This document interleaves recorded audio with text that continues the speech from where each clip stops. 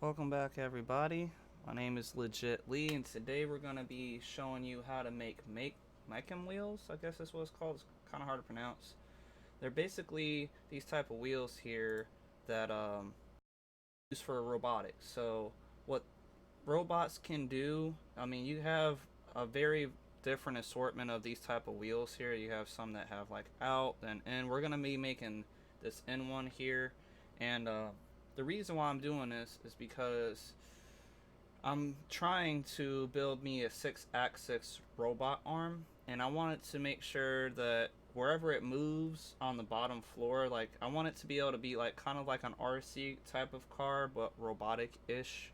So it can move smoothly in any direction that I want, and these guys can move parallel parking, like if it would move 40. So you're like $50 for these type of wheels, but even that, they're not that big. You see here it's 100 millimeters, and like 100 millimeters is probably like this big, maybe, I want to say. Matter of fact, we can measure it. I have a tachometer here, so 100 is right here. That's how big those wheels are in a circle. So that definitely isn't good. I mean, for some robotic information, then yeah, I guess that'll work for your guys' stuff. But me, I want to have bigger wheels. So since 3D printers have a pretty big print bed size, I'm designing my own in Blender, and that's the chapter that we're on today, is learning how to make them wheels in Blender. So um, the make them wheels is kind of just like a regular gear. If you see this picture here, you see they kind of look like a gear or some kind of blade for a saw. But if you look at it actually a little closer, all it is a complete flat circle, but it has these gear parts that were cut out and bent in a 45-degree angle. So I'm going to try to replicate all this in Blender today.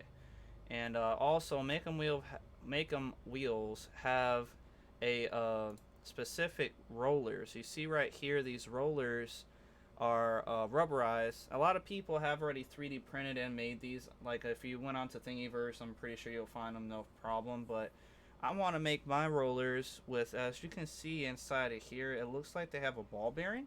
I don't know if you can see that all that well, but right in the center there, they got like a little ball bearing that's mounted to these screws. So since I'm into 3D printing a lot, and I've built my own 3D printers, which you guys can view any of those videos if you ever wanted to learn how to make one from scratch. Um, so since I'm into 3D printing really good, I have these ball bearings that are basically made for the V-slot ball bearings that go to like the Creality printers and any of the regular V-slots for the extrusions when you're building a 3D printer. They look like this. They're kind of small. They look like skateboard bearings, but they're a lot smaller than that. The inner diameter, instead of it being 8 millimeters like most skateboard bearings are, these are 5.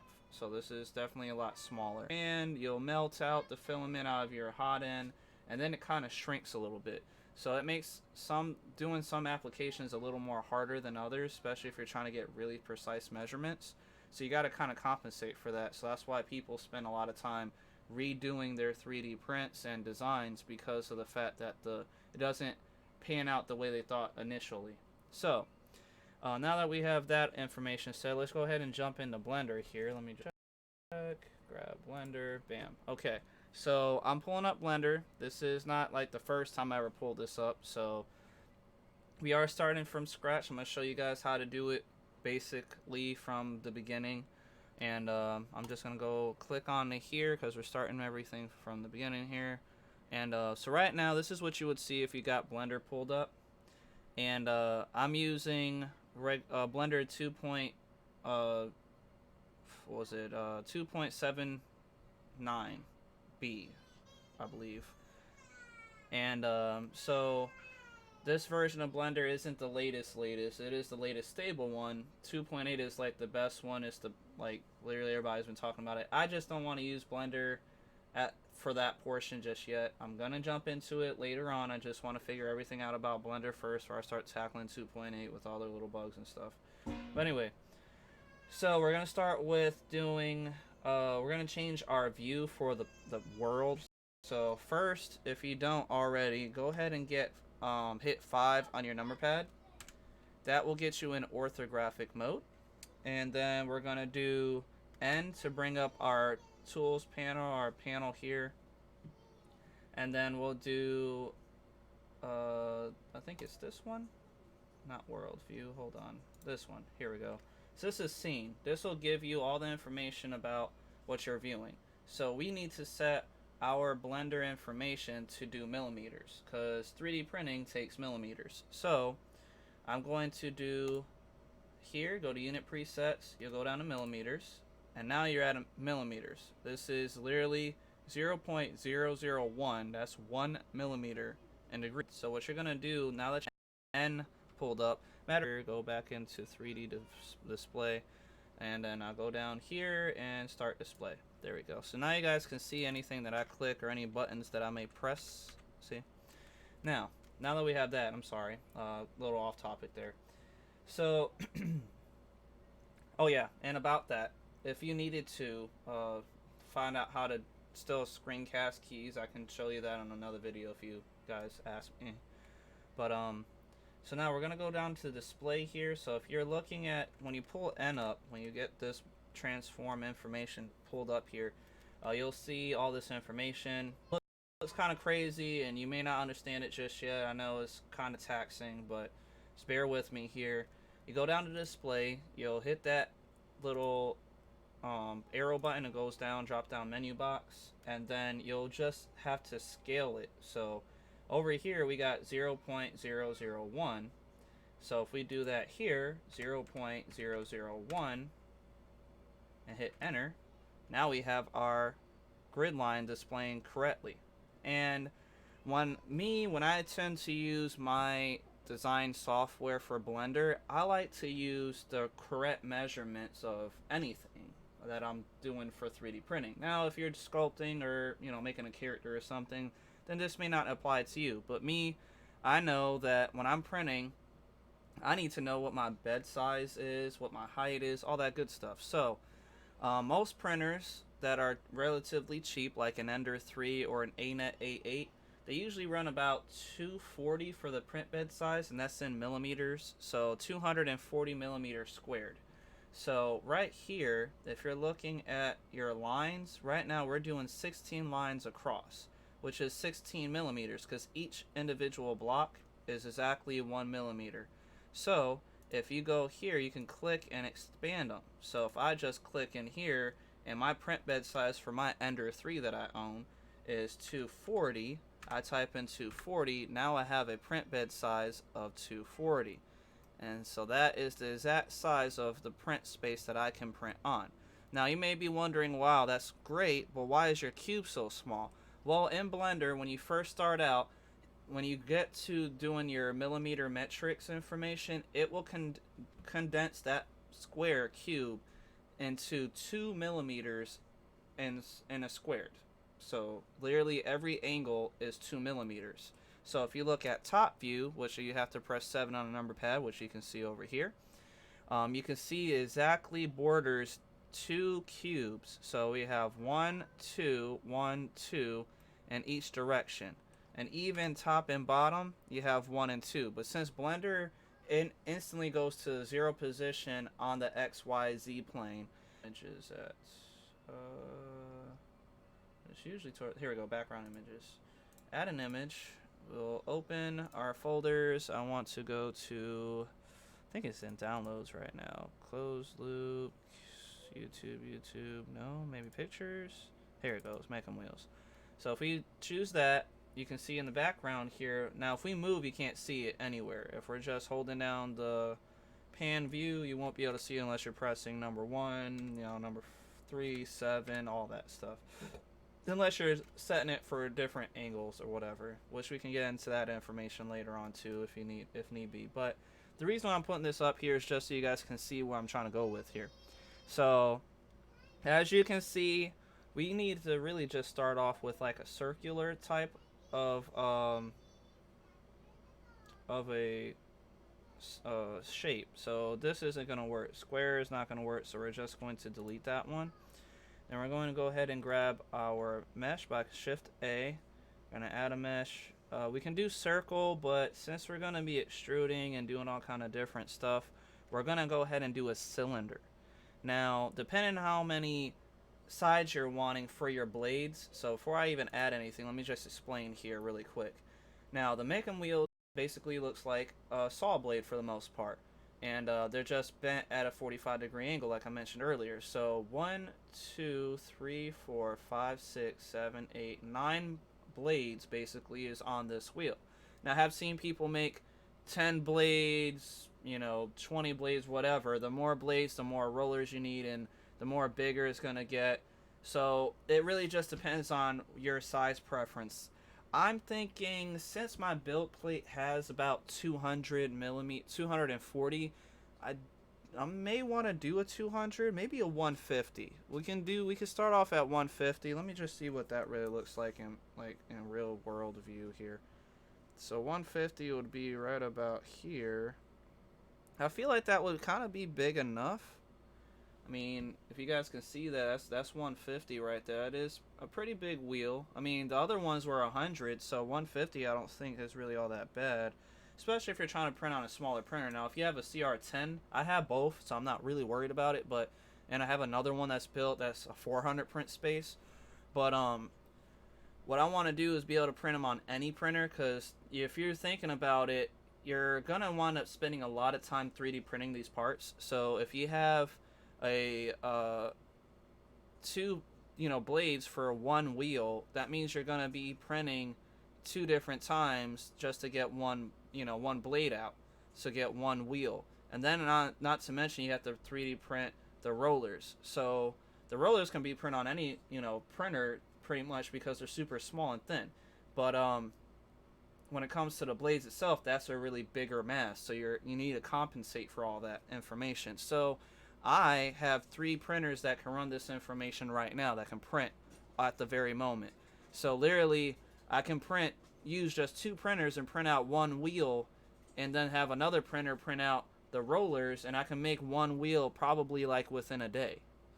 But you guys, if you're printing off of like printer, because not everybody has the availability to have that many printers on hand, you're going to wind up spending a few hours, printing out all these parts. And me personally, I'm a very intricate printer, 3D printing person.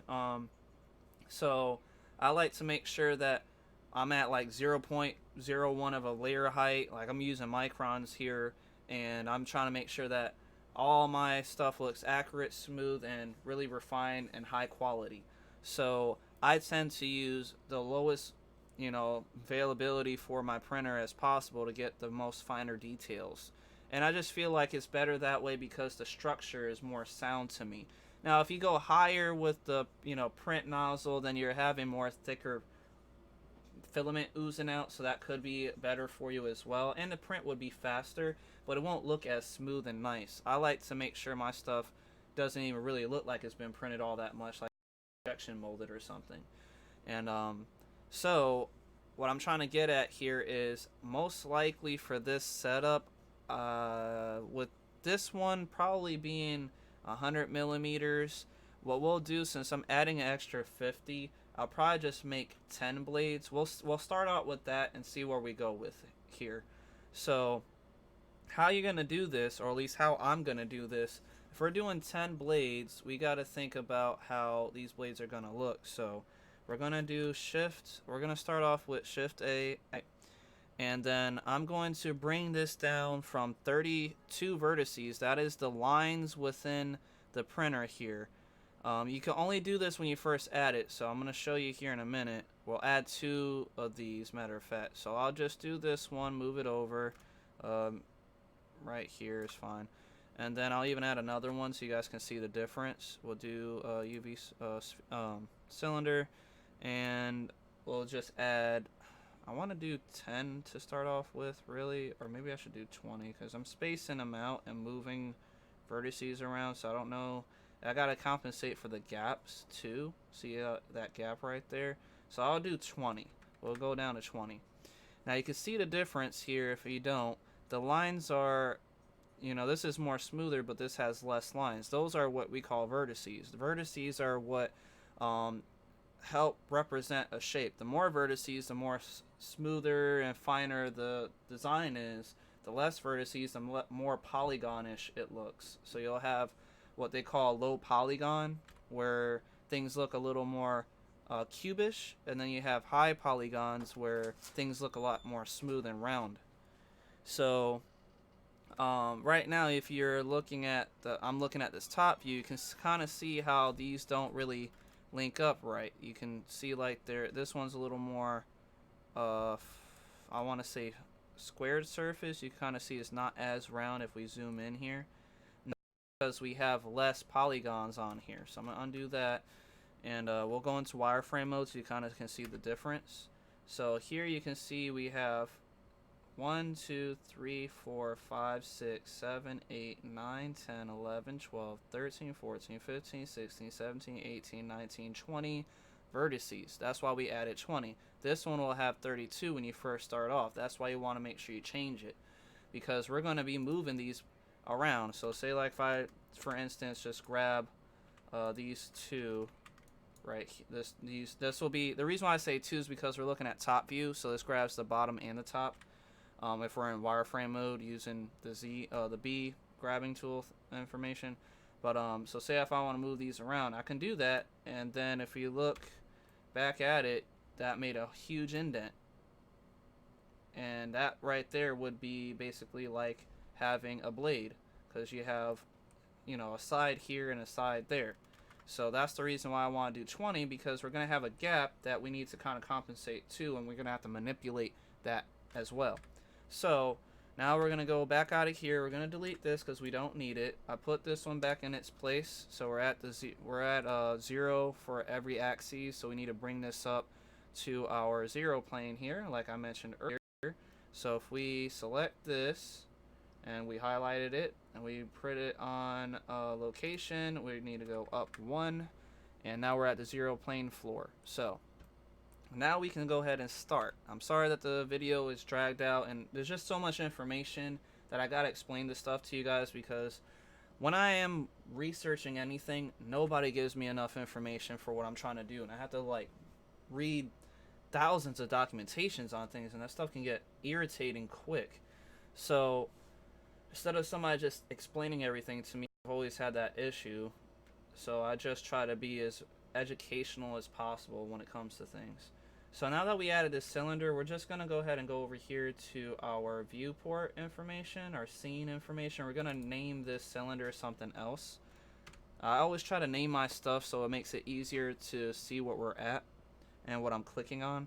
So, I mean, you don't want to have cylinder 1, 2, 3, 4. You'll get confused. So it's just better to name what you're trying to make. So we'll just call this Make 'em Wheel Blade, I guess, or M Blade. We'll just make it short, M Blade. And we'll do this as M Blade 1, because we're going to duplicate this in a minute once we're done messing with it.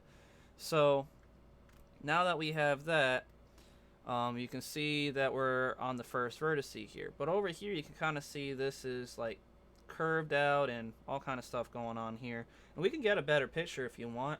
I can just go, we go to the, whoops, my mistake, grabbed the wrong stuff. We go here, look for a flat plane video. So like right here, this is actually really good because it's showing the exact documentation of what it looks like. That's basically a reference image that you can go off of. So we can just use this one by right clicking on it, and we'll do save image as, we'll just call it M Blade image, so we can say it, make it really quick. And I'll just saving it to pictures. That's fine. We saved it. Bring this back down, and if we go to our images again, we can delete this one, add a new one, open this one up. Because see, when it comes to stuff like this, you kind of want to make sure, if you're new at this, me, I didn't really need that image because I know where I'm kind of going with this, but for you guys, I'll do it because I know it's something that you're not used to. I mean, nobody's really designing stuff like this in Blender that I've seen anyway. And look how big it is. That's pretty big already, but this is, you got to remember that these squares are only 1 millimeter. So this is a 2 millimeter block that we're using our vertices and our cylinder in. So it's still 2 millimeters. But this is basically 1, 2, 3, about 4 millimeters squared. And that's not big enough, right? So if you want to make the scene look bigger and easier for you to use when you're designing this, you can do that. So you can start off from scratch and all kind of stuff. The Blender's so amazing, guys. It's complicated because there's just so many ways to get one thing done. So right here, I'm not sure, I should have mentioned this. Once you add your image, you can set the opacity. What the opacity means is how invisible or visible your information is for your for your image. So I'm gonna bring it up to where I can just barely make out my lines here, so I can see. So I'm gonna move over to our our right a little bit.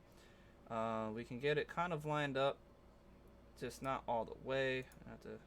That looks pretty good. Really, it's almost perfect. You can kind of see that it's landing on the line, but me, I'm really a perfectionist, and you can kind of see it's a little off from there. So if we want to change that number to 2.05, that's still too much. All right, so actually it's probably 1.95. Okay, that's over too much, so it's probably 1.98, something like that. It's close, really close. I consider that a win. I'm pretty sure we could do 1.99. Yeah, we could do that. 1.99, why not? Yeah, that's perfect. Okay, so now that we have it dead center for our wheel, now we're going to drag it up. So we're gonna do from that one, now we go up here. And if your cylinder is in the way, you can press Z to wireframe mode it. And then that actually help you too, because then you can kind of match out the information and scale to where to your heart's content.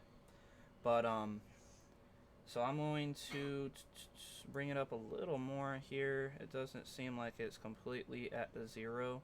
And that 3D cursor that you have right here actually help you too, because you can see dead center. So we're a little too high, and if I dial it back a little bit, then we're a little too low, right? So we need to bring it up. If that's 2.6, let's do 2.65, see where that leads us. It's close. 2.67 maybe? 2.67 or 8? Like 8. That's really close. I'm thinking the 7 would have done it, really. 2.67. Yeah, that looks good. Okay. So we're at 0 center here, and if you zoom out, you can actually see it looks pretty good for the most part.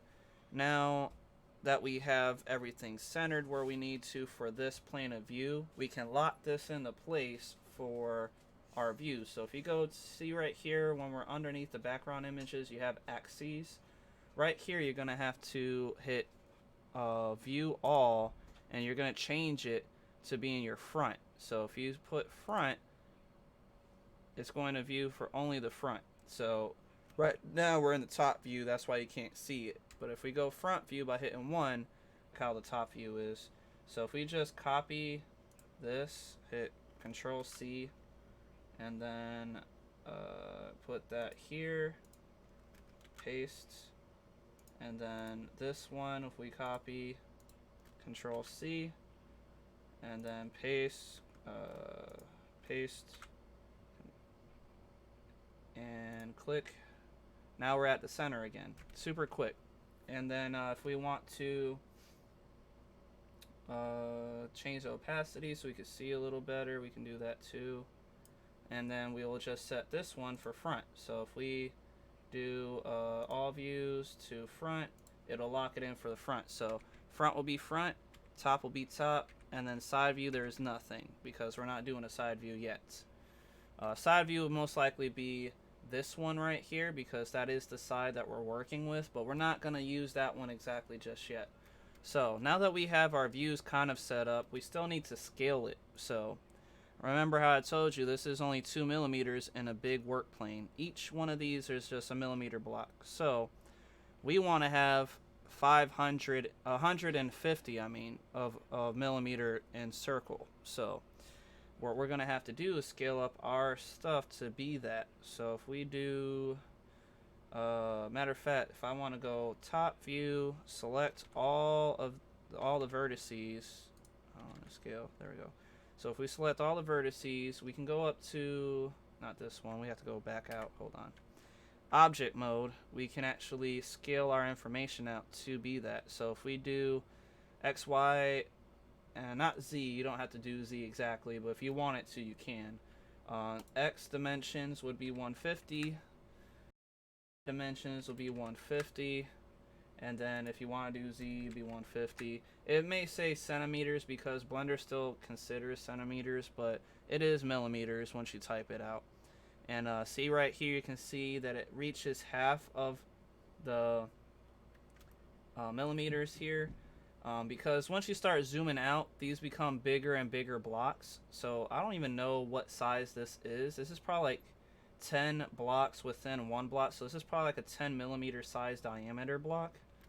But we're going to zoom in, and you can see on our 1 millimeter blocks we have, this is a 100. That's probably like one, but obviously now that we're scaling up, we have to, so it's fine. So those measurements I did earlier aren't anything, but it's fine. I'm just doing what I need to do, right? So if we just keep scaling this image out. Oh, wrong thing. I'm doing this completely wrong here. Put this back to 0. That's top view. Here we go. I'm gonna just scroll back up. So if I bring this up more, scale it, then we're gonna move it over a little more, and then bring it up a little more. So we're kind of close. We need to scale it down a little more because I got too big here. Let's bring it down. I want to say about there, maybe. Looks pretty good. If we move it over a little bit and then move it down a little bit, looks pretty good. Maybe just a little bigger.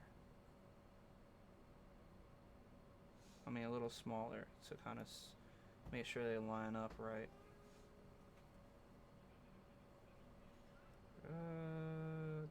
There, looks okay.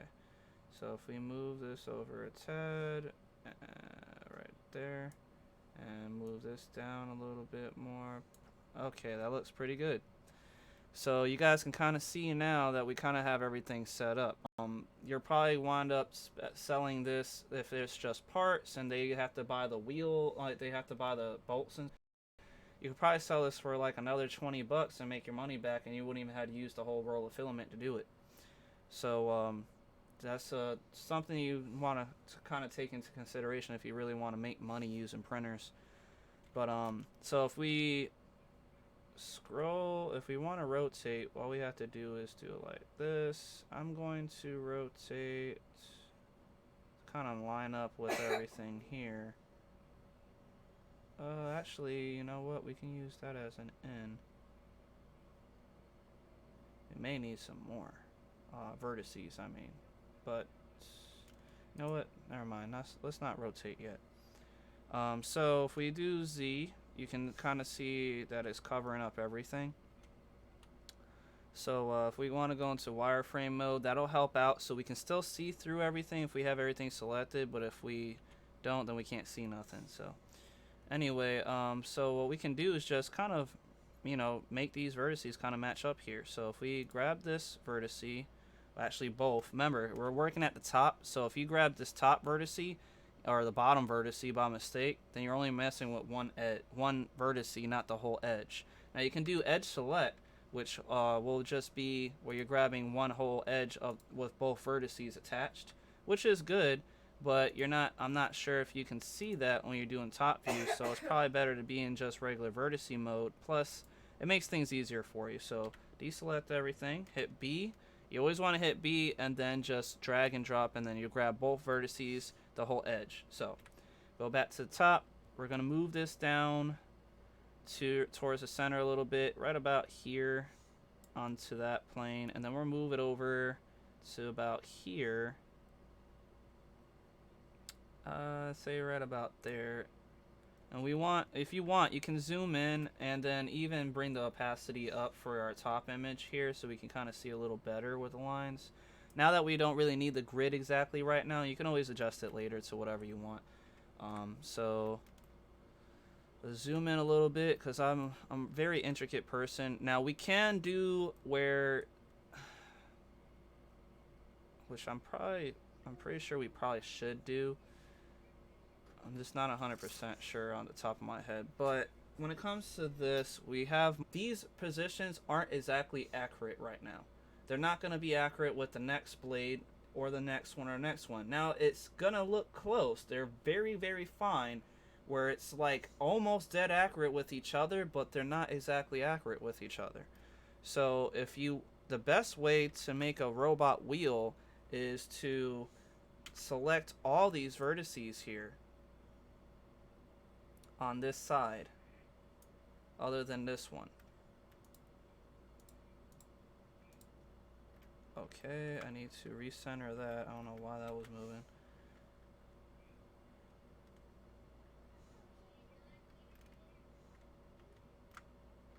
There. Okay, so I'm going to deselect everything, hit B, grab these vertices before the middle vertice that we have. And all we're going to do is press X and delete the vertices. Now, if you look at your regular view here, we're in object mode, so it should have showed it. Okay, here we go. So we deleted those vertices, and you can see that we have like this C circular cylinder thing going on, which is perfect. We kind of need that. Now it doesn't have any faces other than these vertices that we see on these sides. Faces will end off the vertice. So we don't have any because we just deleted them. See, once we delete these vertices, it deletes those faces because they're all connected to one. So let's delete the vertices again so I can show you. And so now if we go back to the top view, what we can do is get our modifier going on here, because what we're doing is doing a mirror modifier. And what that is, it literally is what it implies, is a mirror. We're going to mirror our vertices on the same axis. So if we do a mirror modifier for these vertices, which I need to get out and select them, I guess, and then we do a modifier. We do mirror, just wrench, add a modifier, hit mirror, and then we're doing it on the Z-axis, I believe. Yeah, there it goes, Z-axis, which you can't see them right now. You can kind of see them, but you can't. It's because, one, we don't have where we can select the extra vertices. So we can do that by clicking this, and now you can see the other vertices are able to be moved and positioned as well if you needed to. Now you don't really need it, but I personally like it there just for visual purposes. And then also what we'll do is turn off clipping. What that would be is that we can't open up the inside vertices. So if we say we let's get out of here. Say we want to face all these. So say we grab this vertice, control, we just hit Alt N and click and it grabs all of them, right? And we hit F to face. So we have this whole entire faced vertice, right? But say we add a loop here. Let's say a loop cut. And I don't know if it's going to add in this face exactly. It's going to be kind of awkward. But say, for instance, we need to move a vertice. And we move it away. It's going to tear open a hole in your information. In order to stop that, we have to enable clipping. What that would do is allow us not to make that hole inside of there. It's not going to go anywhere. So if clipping was off, we'd be able to move everything. clipping is on, you can't move anything. So if we can move that back, and once we release the click, it's locked into place. So now that we have clipping on, we can go ahead and start designing our stuff. So if we want to place this one over here, oh, hold on, grab everything, my mistake. It'll actually match up around the other edge of the vertice there. But see, even that's a little tricky because of how it looks. You gotta look at the overall scope of this here, and honestly, we probably have to do the Y too. Okay, so if we undo that, so we're going to do X and Y, because both we're working in all locations here. So let's get, actually, you know what, I want to remove this face. Okay, so if we now have the face removed, let's double check. Yeah, good. We'll do A to deselect, B to select these vertices, and you can see it went down here because both locations are set up the same exact way. But we only select that one because we're still not in wireframe mode yet. That was my mistake. So let me undo that move. Z wireframe, good. See, it's hard to see wireframe if you don't have a face to look at. Anyway, so B to select these vertices right here, so that's both of them. And since both are selected, it's going opposite directions. I think it's because X2, so what we're gonna have to do is remove the Y and just move around accordingly. So we'll do B. I'm not exactly sure. I'm not the best modeler for everything here, guys, so you have to take this with a grain of salt. But I'm gonna try to get it as best I can to match up. All we know for sure is that we will definitely be able to copy and duplicate the vertices on the other sides. So if we're right here and we move over to right there, well, we can go, yeah, we have to go right here. I have to bring this vertice down a little more, or we can rotate our vertices around. That probably would be better to kind of match up everything. So if we grab everything, hit R to rotate. Oops, hold on. That's because I have this on. Hit R to rotate. Oh, okay, I get it. Alright. So, should I start from the beginning then? I feel like maybe we should. There it goes. So we didn't delete anything. Let's go ahead and just R to rotate this now. Okay, R. We're going to rotate these vertices over to kind of match up. Because remember, we're going to be deleting everything here in a minute. And we can even scale this down because, granted, the circular circumference of this is going to be that. It's because the rollers are showing that information. It will be 150 millimeters in size once we're done making our wheels and everything, the little rollers. But if we scale this down, we can get it to match up right along the edges of our stuff. Just wanted to start off with, I think it was 20 at the beginning. Yeah, 20 vertices because I wasn't sure how many blades we're going to do. Now, remember, I said I was going to probably do like 10, but I think this is more. 1, 2, 3, 4, 5, 6, 7, 8, 9, 10, 11, 12, 13, 14, 15. This one has 15. But that's better. I mean, granted, you're adding more rollers, but that'll make it more smooth. I'm going to grab the vertices that we do not need, right? So we just need to select this edge. So we have 1, 2, just make sure you have 10, right? So 1, 2, 3, 4, 5, 6, 7, 8, 9, 10, 11, because we need to do, move this over. Well, actually, if we select, this is going to be a little trickier than I thought.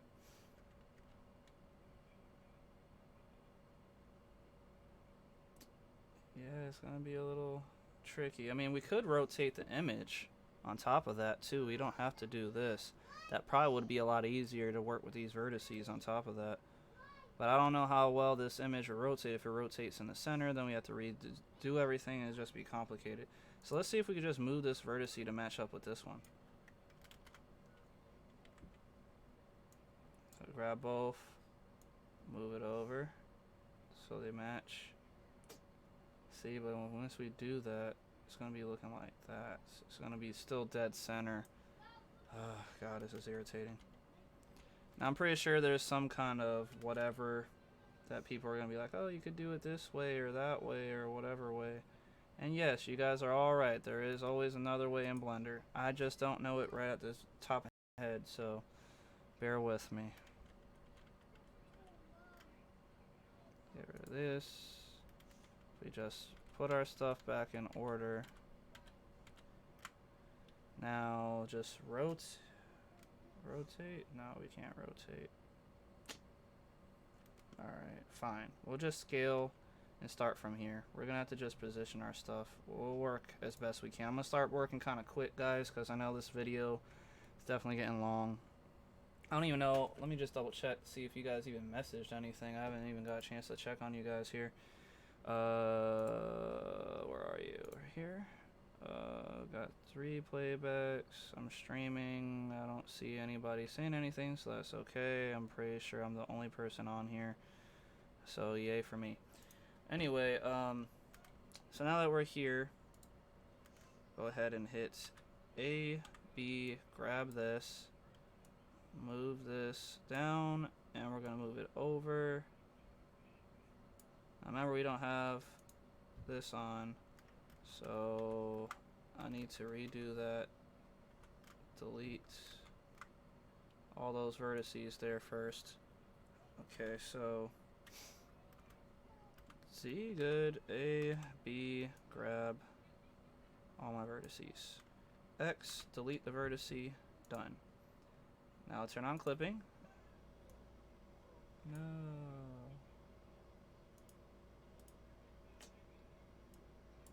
Zero. There. Okay. So that didn't work.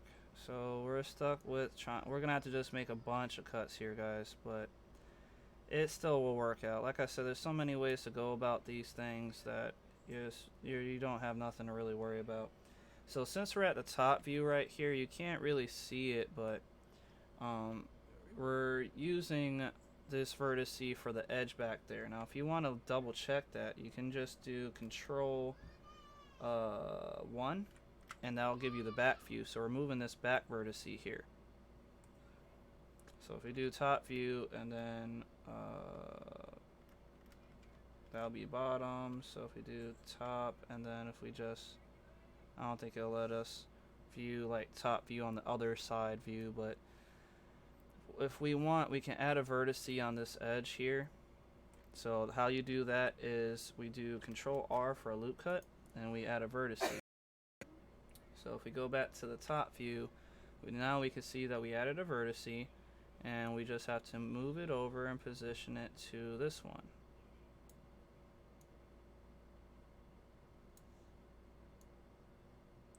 So right there, that vertice is set up. And then we'll have to do it for this one. Hit B, grab this. Oh, my mistake. We're not in wireframe mode. B, grab both. There we go. Put that right there. Bring this down. Move it over. Probably gonna have to curve this vertice here. You see how it's like a curve?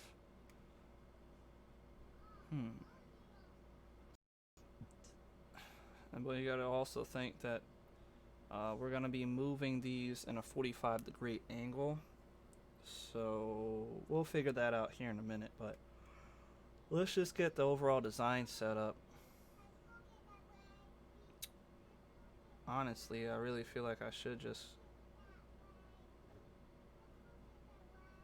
set this up right, but there's just so many ways to go about this. That's why I like and hate Blender sometimes. Anyway, add another loop cut and drag this over right about there. We can add another loop cut into that one, and then nope, loop cuts there. This will be like a slow process, guys.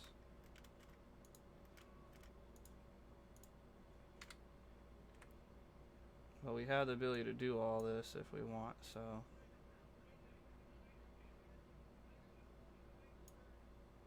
Believe. So we'll take off this so we don't see that. I can delete it because we haven't added it yet either.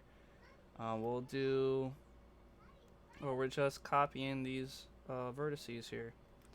So if we bring this down, not that one specifically, undo, we just line up everything, why not? We'll start right at this one, right here, right there, and good. Okay, so we have this one, then I'll do another loop cut, get to the top view again. We'll bring this down, move this over, bring this down. Right about here, I want to say. So you see it's kind of already panning out, you know, like you kind of could see what's going on here for these blades. I want to curve this one a little bit, so we'll add another loop cut on this side. That's pretty much all we're doing at this point, is just loop cutting most of this. I mean, there is other ways to go about this, I'm sure, but obviously I'm not sure of how I'm supposed to do this here. So this is my first time doing something this intricate for designing a blade, I guess. So we'll just go ahead and start grabbing all this information here. No, deselect that, grab this one, put this over here, and we'll move, grab a vertex, a loop cut, top view, pull it down, move it over and downward. We'll just move these guys over here, back up. Wait, where are we at? No, I'll have to leave it there. This one will have to be pushed in. So if we zoom in, we can see a little better. So we'll push this in right here. Now remember, you can add what they call a subsurf modifier, where it kind of already duplicates and makes things a lot more smoother, but you still have to give it its basis foundation. And even with a subsurf, sometimes subsurfs can be a little tricky because I've seen that it shrinks my stuff. So obviously if I'm trying to set up proportional information, I don't need it to shrink anything, because I'm already trying to calculate for my filament having to shrink the design as well. So I'm not going to try to calculate both this shrinking it and my filament shrinking it. That's just too much to try to figure out. So we'll try to just get everything set up without doing the subsurf, and then if we have to, we will, and then maybe I'll have to just scale it up or something.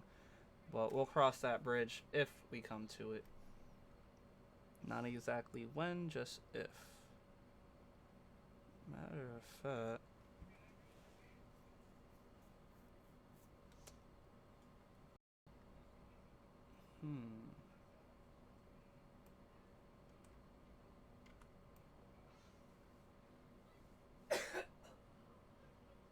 so I have to be turned in. I could probably do like a gear type of deal. This is a complicated one here, guys, because normally when you cut out from a circle, this portion would be over here. So if we're cutting, what is that? And if we want to view wireframe of it, if we move it over,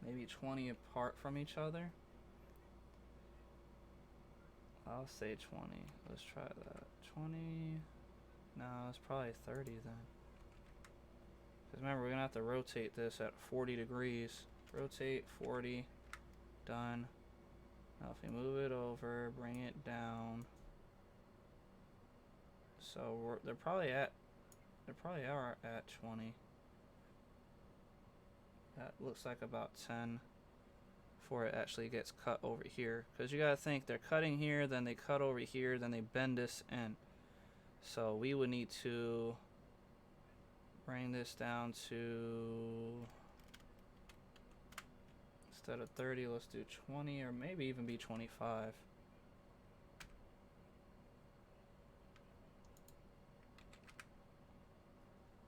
Okay, rotate 40. I'm trying to speed this up here for you guys. I'm sorry. So yeah, it's got to be 25 then. Usually, whenever I see stuff like this happening, it's stupid and complicated for no reason. 40. Yeah, it's 25. They're cutting at a 20. They're cutting every 25 millimeters apart from each other and making this portion bend backwards. So we can do, this is vertice. How many cuts do they do? So that's 1, 2, 3, 4, 5, 6, 7, 8, 9, 10, 11, 12, 13, 14, 15 cuts. So they're cutting 15 locations, which means we need to have a circular circumference of 15 vertices. 15, then we're pulling inward to make this. So let's see, if it's 15 cuts, 30 is to double it. We'll probably have to make, God, this is a lot. Making wheels in here is not easy, guys. I don't know why I'm doing that. Delete it. God. Alright. So now we know for sure 25 millimeters across from each other. So we can actually probably measure that out too if we wanted to. We can do, if we go into object mode,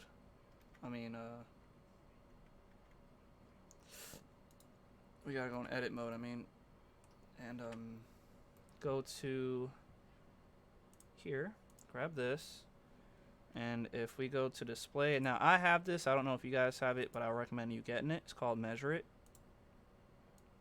We're going to be on the x-axis for the most part. I like to do 50 for my information. Hit segment, hit show. Now we're at 2, but that's a lie because that's meters, not millimeters. We have to change it over here to millimeters, and there you have it. So that is 23.47 millimeters for that one edge. So if we're moving this edge to be over to 25, we need to move this edge over too to kind of match up these guys here, because then we'll know exactly where the 25 mark is. Click on that one, go up top, move over, move down. So I know it's gotta be 25, I'm just not over there yet.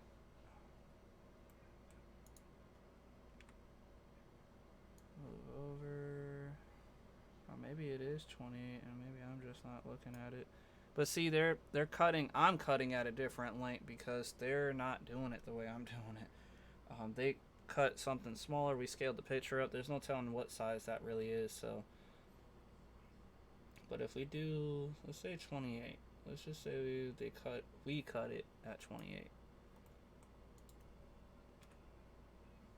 We know the angle they're cutting, that's for sure, but we want to make sure that our cuts will be at the exact spot we need them at. So if we move, closer. Anytime you move closer, it makes it easier for you to move over that that 0.001 of a millimeter.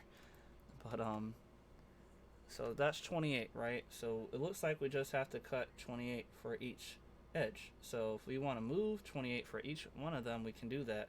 And we can select this top edge right here, right? Yeah, top edge.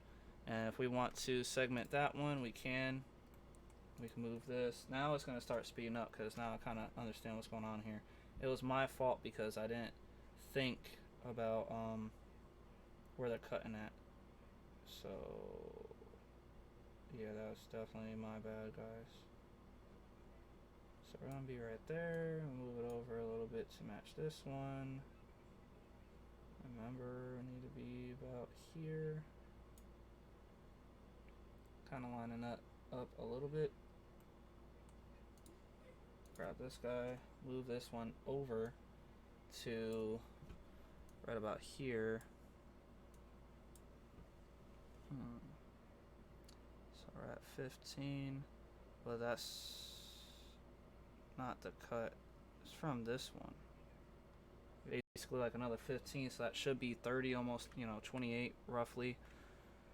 So what I'll do is remove this guy so I can see.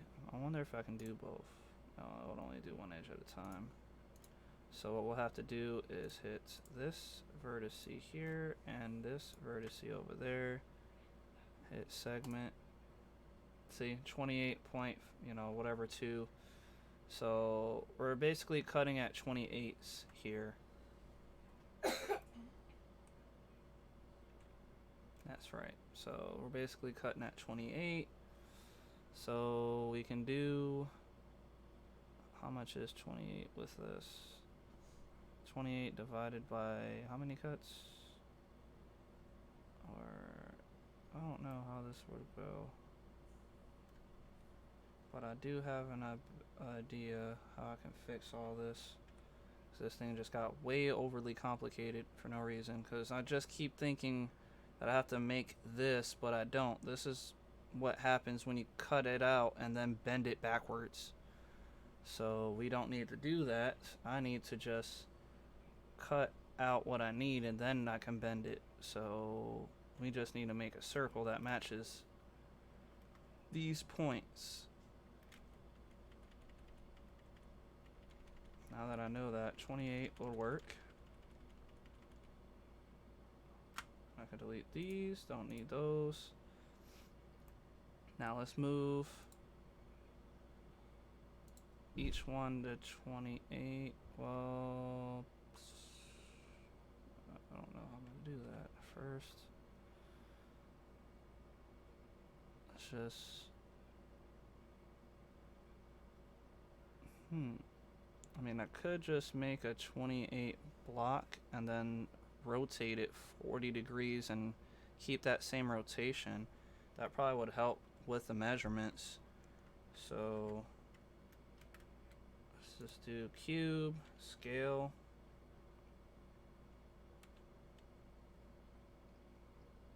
To kind of match up with everything. We'll just do it up to right about there. We'll do that one. Now if we rotate 40 degrees, and then that's 40 degrees right there. 40, 40, 40, 40, 40. So that's how it would look if we kept doing it. So 40 is 1, 2, 3, 4, 5, 6, 7, 8, 9. So that'll give us a complete rotation. It will be 9 of those, but we're cutting at 28. So, God, this is so needlessly confusing for no reason. Scale this bigger. Then we'll rotate 40 degrees. I don't know if I should move it down or over. I'll move it over. I want it to match this one. What did I scale this to?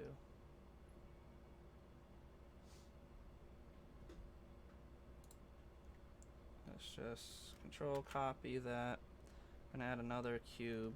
We'll use the cubes to help make this, I guess. Cube.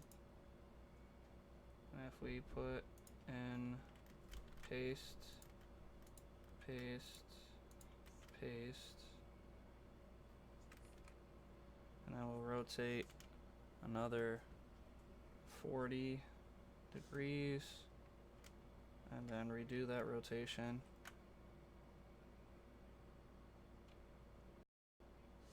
Okay, no, I think I just messed that up. Rotate 40 degrees, enter, and redo that rotation.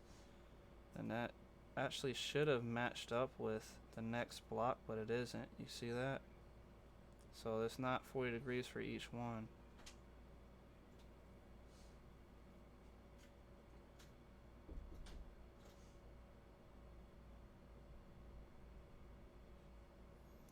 I don't know, it doesn't show. Oh yeah, it shows that right there, 80. So if we undo that, let's just say if we wanted to rotate on the x-axis, right? Nope. 0, z-axis.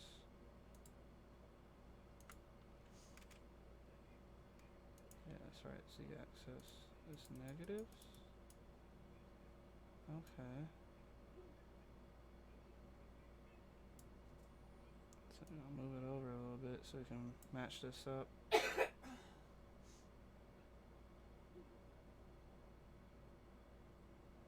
63, 64.